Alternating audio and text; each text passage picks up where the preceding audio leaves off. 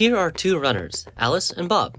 Alice is moving to the left, and Bob seems stationary. But this is the perspective of an observer who is keeping up with Bob. What if we go to the perspective of Alice? Now Alice is stationary, and Bob is moving to the right. Which perspective is correct? In physics, the answer is both, and so are all other perspectives. This is what it means for something to be relative. The measurements may seem different, such as the velocities of the two runners, but the laws of physics are still the same in these different perspectives. In order to explain how the same laws of physics can produce different measurements, we use relativity. Relativity works by transforming between one perspective to another. These perspectives are called frames of reference. Specifically, we're interested in inertial frames of reference, which means constant velocity. These are not changing in direction or speed. In our previous example, we saw two different inertial reference frames, Alice and Bob. We can transform between the two frames by adding relative velocities. This is known as Galilean relativity. But there's an issue. By the late 1800s, electromagnetism predicted that light had a certain speed, equal to 3 × 10⁸ meters per second in a vacuum, and that the speed was the same in any inertial reference frame. So it doesn't matter if I measure the speed of light while I'm stationary or if I'm moving. I always get the same result. Physicists tried to explain this by proposing a medium in which light propagates in, called the ether. Sound travels in air and water at different speeds because of the two mediums. Perhaps the entirety of Earth was hurtling through some substance called the ether that maintained a constant speed of light.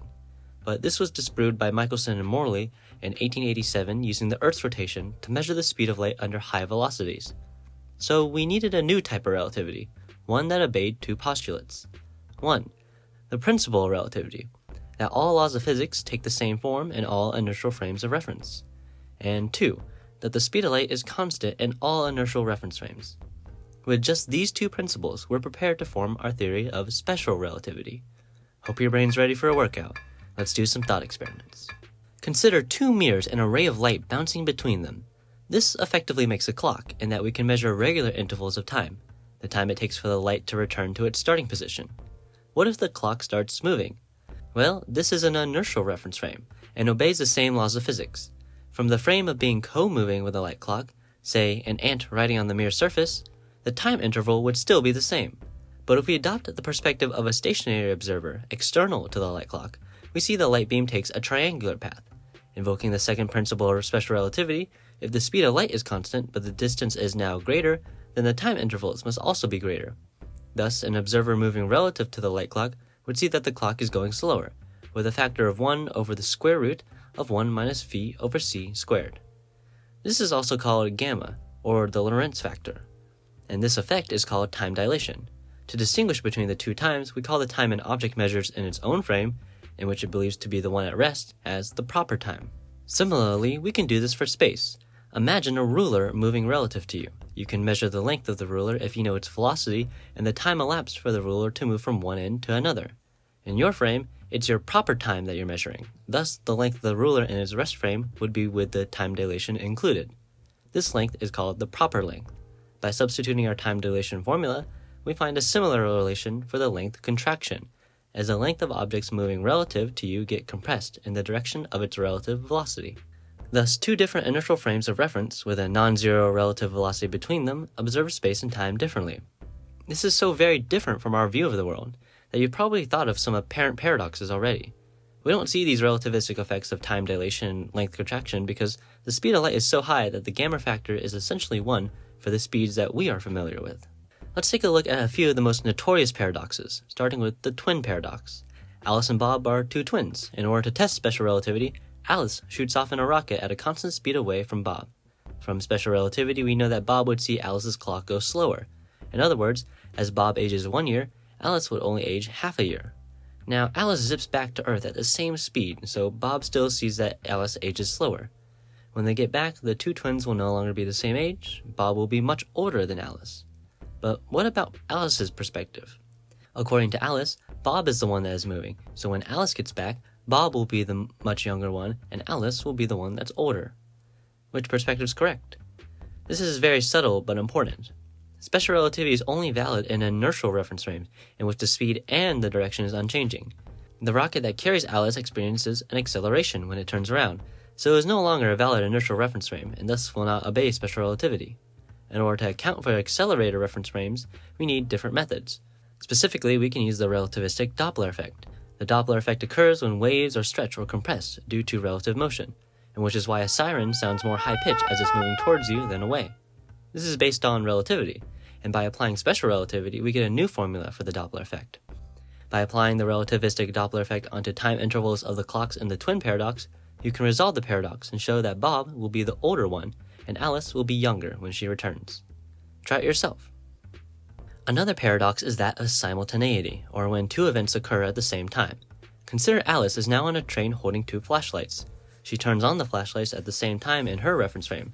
Since she believes she is at rest, the distance that the light must travel is the same on both sides of her, so she sees the light simultaneously. But what about Bob outside in a different frame? He sees Alice as moving. When the light beams exit the flashlight, since the speed of light is constant, the one on the right has less distance to travel to reach Alice, while the one on the left has more distance. So Bob sees that Alice should observe the rightmost light beam first and then the left one. So which perspective is correct? Both. There's no paradox because in special relativity, and in our world, observers moving at different speeds relative to each other will not necessarily agree on simultaneity. To see this better, we can use spacetime diagrams. Rather than explain special relativity using time and space as separate, it is more natural to combine them into a single entity known as spacetime, which we graph like this. A particle traces a path in spacetime called its world line, with points on the line called events. A line that is fully straight is one that is not moving in that inertial frame. It is the inverse of the slope of the line that determines its velocity. We choose units such that the speed of light is equal to 1, or a 45-degree line. In order for things to be causal, or for one event to affect each other, they need to lie within that event's light cone, since information about the event cannot propagate faster than the speed of light. But we know that what looks stationary in one inertial frame could be moving in another, so we need a transformation between two spacetime diagrams. These are given by the Lorentz transformations. We can use them to change from one inertial frame to another. For the mathematically inclined viewer, these transformations are equivalent to a hyperbolic rotation. Now, if we take two events that are simultaneous, which can be represented by a horizontal line, we see that this line shifts in other reference frames, just as a stationary world line shifts. So in this inertial reference frame, the two events are not simultaneous. These spacetime diagrams form the basis of Minkowski spacetime, or that of flat spacetime. Specifically, we are interested in a geometry in which distance is preserved if we transform the spacetime diagram to another inertial reference frame. In regular Euclidean geometry, we use Pythagorean's theorem as our basis for the distance formula. However, we are no longer in Euclidean geometry. We have a new distance formula, where time contributes negative distance. For smooth curves, we use tiny distances and integrate along them. The reason we use this formula for distance is because this describes a hyperbola, which, as discussed before, has something to do with the transformations.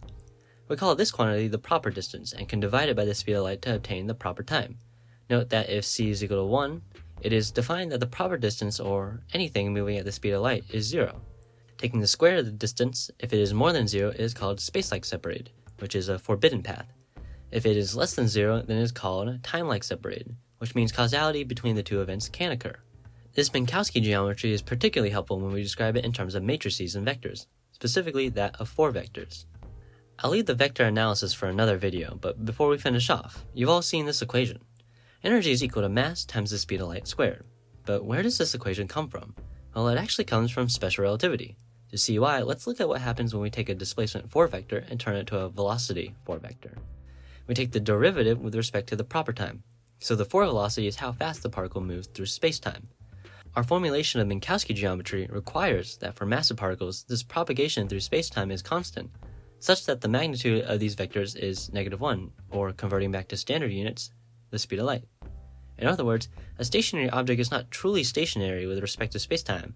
No matter what objects are moving, it just depends whether they're moving only in time or in some combination of space and time. Not only that, we can define a 4 momentum by multiplying the mass to the 4 velocity vector. When we do this, we notice a strange term. What does the derivative of time with respect to the proper time mean?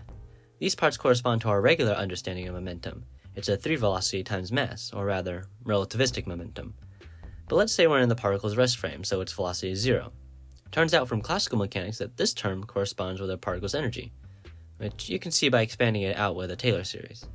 Resolving and rearranging, we find that the energy squared is equal to the mass squared times the speed of light to the 4th power, plus the momentum squared times the speed of light squared. Another way of thinking this is Pythagorean's theorem. This is the full version of E equals to mc squared. If the particle is not moving in this frame, then momentum is equal to 0, and we get the familiar equation. When a particle is not moving, it nonetheless has some amount of energy, proportional to its rest mass. And since the speed of light is quite large, this means that even tiny masses have a lot of energy in them. We can also look at particles with no mass, such as a photon, by setting the mass equal to 0. We know that photons carry energy, so this means photons, or any massless particle, must also have momentum. Whew, that was a lot. Thankfully, we're done with relativity.